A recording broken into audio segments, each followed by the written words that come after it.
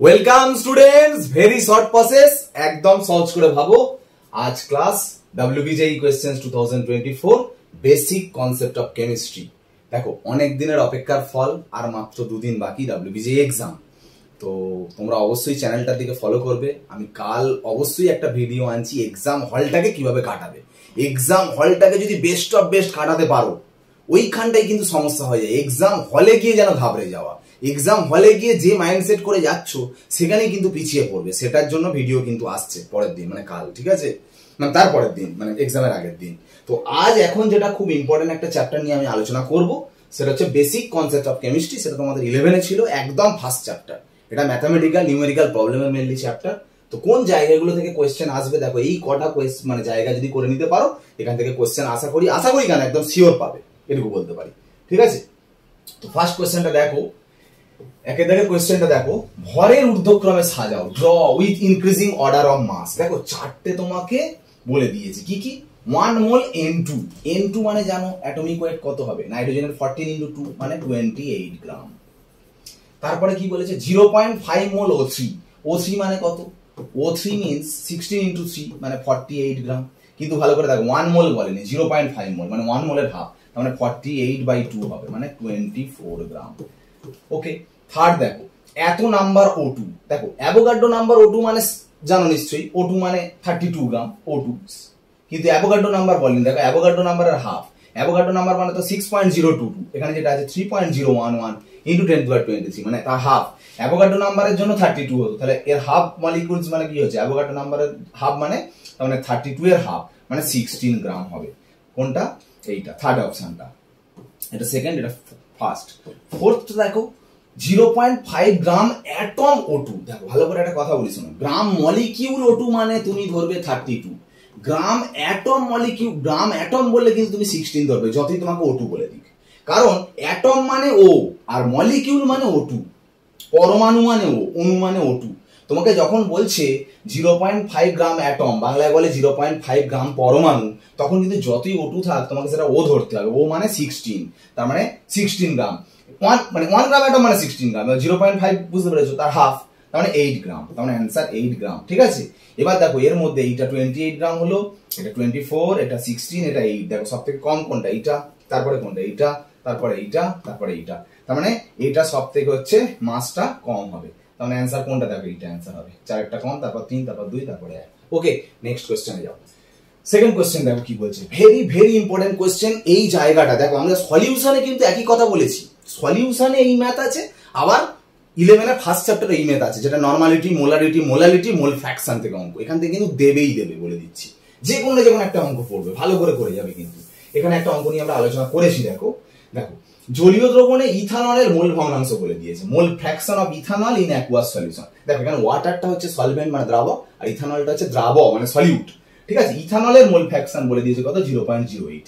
আমরা সবসময় সলভেন্টটা N1 ধরবো আর সলিউটটা N2 ধরবো, ঠিক আছে, মানে মোল নাম্বার, আর মোল ফ্র্যাকশনটা x1 x2। যাই হোক, এখানে যেটা বলে দিয়েছে সলিউট, তার মানে x2 কত বলে দিয়েছে? 0.08। যেহেতু দ্রাব হচ্ছে x2 মানে কি? N2/N1 + N2 = 0.08। দেখো আমরা একটা ক্যালকুলেশন করছি, আমরা যদি এটা উল্টে দিই, N1 + N2/N2 = 1/0.08, 1N1/N2 + N2/N2 মানে 1 = 1/0.08। এই 1টাকে এই পারে নিয়ে আসবো, মানে N1/N2 = 1/0.08 - 1। এই ক্যালকুলেশনটা যদি করি, এখানে কি আসবে? 0.08 নিচে হবে 1 - 0.08।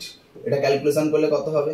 1 - 0.08 মানে 0.92, 0.92/0.08। ওকে, তো এটা ক্যালকুলেশনটা করবো। দেখো আমরা যদি ভাবি 92/8 মানে 2 4, 4 × 2 = 8, 9 1 3 4 12, মানে 23/2, 23/2 আসছে। কোনটা এলো? x2, তাই না? সরি, x2 বলছি, N1/N2। x2টা ক্যালকুলেশন করলাম, x2 মানে এটা, এখান থেকে এটা ক্যালকুলেশন করে করে কি এলাম? N1/N2 পেলাম। তাহলে N1/N2 তুমি পেলে কি? 23/2। এটা তুমি পেলে, কিন্তু দেখো তোমাকে কি বের করতে দিয়েছে, ভালো করে দেখো কোশ্চেনটা শোনো। মোলালিটি, দ্রবণের মোলালিটি বের করতে দিয়েছে, মোলালিটি। আচ্ছা N1 মানে কি? N1 মোল সলভেন্টে সলিউট আছে N2 মোল, N1 মোল সলভেন্টে সলিউট আছে N2 মোল। আচ্ছা আমি এই মোলটাকে যদি গ্রাম করি, মলিকুলার ওয়েট দিয়ে মাল্টিপ্লাই হবে N1 × 18, কারণ এখানে সলভেন্ট দ্রাবকটা হচ্ছে জল, জলের আণবিক গুরুত্ব 18, মলিকুলার ওয়েট ওই জন্য 18 দ্বারা গুণ হলো, গুণ করলে সঙ্গে সঙ্গে গ্রাম হয়ে গেল। তাহলে এত গ্রাম সলভেন্টের মধ্যে সলিউট আছে N2 মোল, তাহলে 1 গ্রাম সলভেন্টের মধ্যে সলিউট আছে N2/N1 × 18 মোল। তার মানে 1000 গ্রাম সলভেন্টের মধ্যে সলিউট আছে কত?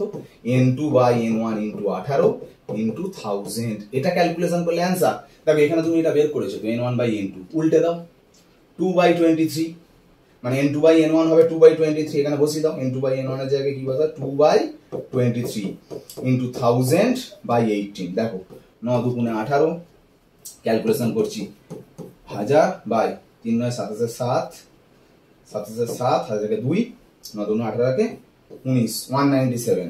ওকে 197 যদি এটা থাকে, দেখো এটা ক্যালকুলেশন করলে প্রায় কতর কাছাকাছি আসবে? 5 এর কাছাকাছি আসবে, তাই না? এটা এটা এটা তো 200 এর কাছাকাছি আসছে, তাই না? 197 মানে 200 এর কাছাকাছি, 5 দ্বারা মাল্টিপ্লাই করলে তবে তো 1000 আসছে, তার মানে 4.83 অ্যান্সার তোমার করতে হবে। বোঝা গেল? একদম কিন্তু অ্যাকুরেট অ্যান্সার আসবে না, 5 এর কাছাকাছি মানে তোমার 4.83 লিখতে হবে। ওকে নেক্সট থার্ড কোয়েশ্চেন দেখো ভালো করে, ইম্পর্টেন্ট ফর্মুলা। এই ফর্মুলাটা খুব কাজে লাগে WBJEE এর জন্য, খুব ইম্পর্টেন্ট ফর্মুলা। দেখো তোমাকে ডেনসিটি বলে দিয়েছে, ঘনত্ব, কম্পাউন্ড বের করতে দিয়েছে। তুমি কিন্তু একটা ভালো ফর্মুলা দারুণ ভাবে মনে রাখো, যেটা তোমার ডেনসিটি বলে দেবে 1.964 বলেছে, তো তাকে একদম শর্ট প্রসেস 0.089 দিয়ে ভাগ করবে, এটা সবসময় মাথায় রাখবে। করলে যেটা বেরোবে সেটা হচ্ছে বাষ্প ঘনত্ব, ভেপার ডেনসিটি। এটা একদম শর্ট ফর্মুলা মনে রাখবে। এটা ক্যালকুলেশন করলে কত হবে দেখো, এটা ক্যালকুলেশন করলে দেখো 89 আর উপরে আছে 1964, তো ভাবো 2 দিয়ে গুণ করলে 9 × 2 = 18, 8 1 1, 8 × 2 = 16, 17, 8 8 1 1 7 8 9, 1 দেয়া 184, মানে আবার হবে 2 দেওয়া, মানে 178। দেখো প্রায় 22 আছে, 22 পয়েন্ট সামথিং আসবে বা ভেপার ডেনসিটি। আর তোমরা জানো নিশ্চয়ই m = 2d, মানে বাষ্প ঘনত্বের দ্বিগুণ হচ্ছে মলিকুলার ওয়েট মানে আণবিক গুরুত্ব। তাহলে এটা যদি 22 হয়, তাহলে 22 এর দ্বিগুণ মানে কত হবে? 44, তার মানে মলিকুলার ওয়েট আণবিক গুরুত্ব হচ্ছে 44। তাহলে 44 44 আণবিক গুরুত্ব কার হবে এর মধ্যে? নিশ্চয়ই CO2। CO2 বুঝতে পারছো তো, কার্বনের 12 আর অক্সিজেনের 16 × 2, মানে কত হবে? 44। ওকে তাহলে অ্যান্সার হবে CO2। ওকে এইভাবে তোমাকে অ্যান্সার গুলো করতে হবে। নেক্সট কোশ্চেনে যাও। দেখো পার্সেন্টেজ কম্পোজিশন থেকে অঙ্ক, পার্সেন্টেজ কম্পোজিশন থেকে কিন্তু ভালো দারুণ অঙ্ক আছে, কিন্তু এটা একটু বুঝে করবে, এই ম্যাথটা কিন্তু খুব ইম্পর্টেন্ট। ভালো করে দেখো, একটা কম্পাউন্ড এটা বলেছি কি না MsO4.NH2O, ঠিক আছে? এর মলিকুলার ওয়েট টোটাল কত বলে দিয়েছে দেখো 250, এটা টোটাল মলিকুলার ওয়েটটা বলে দিয়েছে 250। এবার কি বলছে ভালো করে শোনো, বলছে এর percentage by weight of anhydrous salt হচ্ছে 64। দেখো এটা সবাই ভাবছে এইটা টোটাল পার্সেন্টেজটা 64, না অ্যানহাইড্রাস সল্ট মানে হচ্ছে তোমার অনার্দ্র লবণ। অনার্দ্র লবণ মানে জল ছাড়া, এখানে জলটা তো এইটা, মানে এইটা বাদ দিয়ে শুধু এইটার পার্সেন্টেজটা হচ্ছে কত পার্সেন্ট বলে দিয়েছে? 64%। তাহলে টোটাল মলিকুলার ওয়েট তো 250, তাহলে দেখো 250 এর 64% করো, 64/100 কেটে দাও ক্যালকুলেশন করে, 5 5 25, 5 2 10, 3 2 6, 2 2 4, 5 10 0, 1 1 3 + 15 16, 160 আসছে। 160 তার মানে কোনটা? শুধু MsO4। কেন বুঝতে পেরেছো? অ্যানহাইড্রাইজ সল্টটা তো বলেছে, মানে শুধু এইটা হচ্ছে 164, আর টোটালটা কত? 250। তাহলে 250 থেকে 160 বাদ দাও, কত হচ্ছে? 90 আসছে। তার মানে শুধু H2O-টা তার মানে 90। এবার H2O এর মলিকুলার ওয়েট কত জানো তো? 18। তার মানে n এর ভ্যালু কত? 5, কারণ 18 × 5 করলে তবেই তো 90 আসবে। তার মানে 5 মোল H2O আছে, তার মানে অ্যান্সার n এর ভ্যালুটা হচ্ছে 5, এই অ্যান্সার হবে 5। ওকে এইভাবে তোমাকে করতে হবে। নেক্সট কোশ্চেন দেখো, এইটা আরেকটা কোশ্চেন যেটা খুব ইম্পর্টেন্ট। তোমরা এটা কিন্তু মাধ্যমিক লেভেলের কোশ্চেন, কিন্তু এরকম কোশ্চেনও কিন্তু দেয়। দেখো এত গ্রাম ভরের ভলিউমটা, আয়তনটা বলে দিয়েছে 5.6 লিটার। তোমরা সবাই জানো, এখানে বলে দিয়েছে দেখো 5.6 লিটারের মাস কত? 7.5 গ্রাম। তার মানে 1 এর কত হবে? 7.5/5.6। ভালো করে দেখো, STB বলে দিয়েছে। STB মানেই তোমাকে কিসে বের করতে হবে? 22.4 লিটারে কত হবে? 7.5/5.6, ইন্টু 22.4 লিটার। এবার এখানে ক্যালকুলেশনটা দেখো, এই ক্যালকুলেশনটা করার জন্য দেখো এটা যদি ক্যালকুলেশন করা হয় 5.6 কে 22.4 দেখো আসবে 4 ইন্টু 7.5 মানে কত আসবে বলো তো 30 আসবে। তাহলে 30 মানে কার ভেবে দেখো এর মধ্যে, দেখো একমাত্র অপশন এন ও আসবে, কেন বলো তো এন এর তো 14 আর অক্সিজেনের কত 16, দেখো বললে 30 আসবে, তাহলে অ্যান্সার হচ্ছে এ। ওকে, নেক্সট কোয়েশ্চেন হচ্ছে ইকুইভ্যালেন্ট ওয়েট, তুল্যাঙ্ক ভর দিয়ে অঙ্ক। কিন্তু এখানে একটা ফর্মুলা ভালো করে মনে রাখো, এটা ডব্লিউবিজি এর জন্য খুব ইম্পর্টেন্ট ফর্মুলা, যে তুমি যদি অ্যাটমিক ওয়েট বের করো, অ্যাটমিক ওয়েট মানে পারমাণবিক ভর, ঠিক আছে, 6.4 বাই আপেক্ষিক তাপ মানে স্পেসিফিক হিট, যার ভ্যালু বলে দিয়েছে দেখো 0.16। এটা কিন্তু ভালো করে ফর্মুলাটা মনে রাখো, অ্যাটমিক ওয়েট ডাইরেক্ট বের করার ফর্মুলা 6.4 বাই স্পেসিফিক হিট মানে আপেক্ষিক তাপ। এটা ক্যালকুলেশন করলে কত আসছে 40 আসবে। তার মানে দেখো অ্যাটমিক ওয়েট তোমার 40 এসে গেল।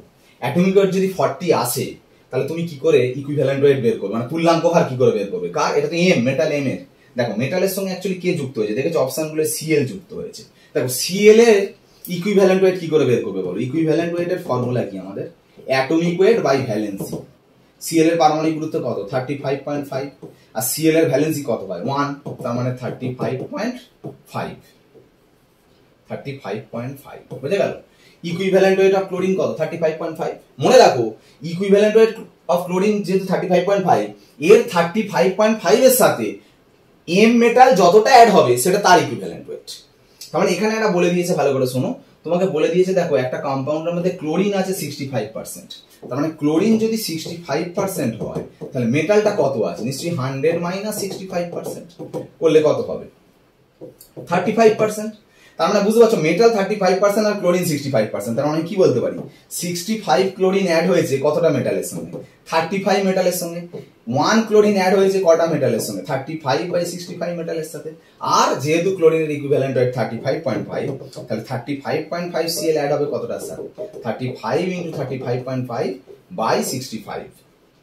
এইটা যদি বের হয়, যেহেতু এটা এর ইকুইভ্যালেন্ট ওয়েট আর এটা যেটা বেরোবে সেটা মেটালের ইকুইভ্যালেন্ট ওয়েট হবে, মানে তুল্যাঙ্ক ভার বেরোবে। এটা ক্যালকুলেশনটা করো, দেখো 5 7 35, 5 13 65, আর এটা দেখো 3 মোটামুটি 3 হবে, 3 13 39, 3 মানে 2 পয়েন্ট সামথিং, 3 হলে 3 7 21 আসছে, মানে 2 পয়েন্ট সামথিং মানে প্রায় 20 এর কাছাকাছি হবে।